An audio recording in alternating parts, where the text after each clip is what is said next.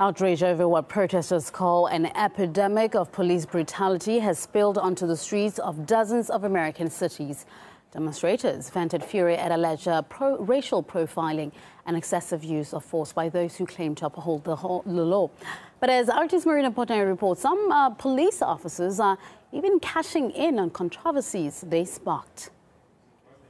The next U.S. law enforcement official to face off against unarmed, peaceful protesters may easily get away with brutalizing them and even be rewarded afterwards. Remember that horrifying video of a university police officer spraying pepper spray into the faces of students who were seated on the ground? Well, that man has been awarded nearly $40,000 in workman's compensation.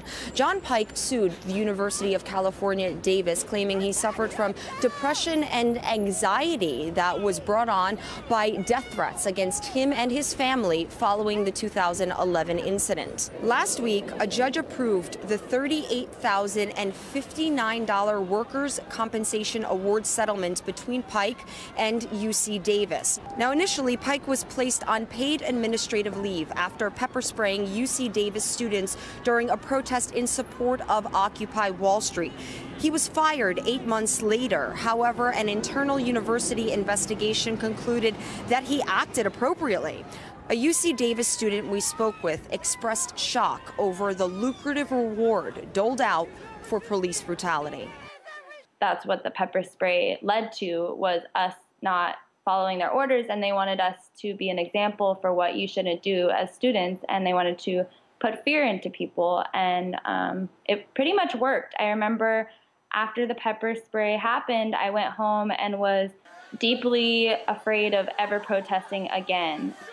The police get a slap on the wrist maybe for a moment, but awarded later. If people are like, see, he got money, like that was a good thing. And when really he was still putting like trauma and fear and weapons on others. Incidents of police brutality extend from the West all the way to the East Coast of the United States. Last month here in New York City, police officers attacked students who were protesting a visiting professor position given to ex-CIA Director David Petraeus at CUNY, the city's official university. Protesters were punched, slammed on the ground, and 6 students were arrested, jailed, and arraigned on charges of obstruction of governmental administration, riot, resisting arrest, and disorderly conduct.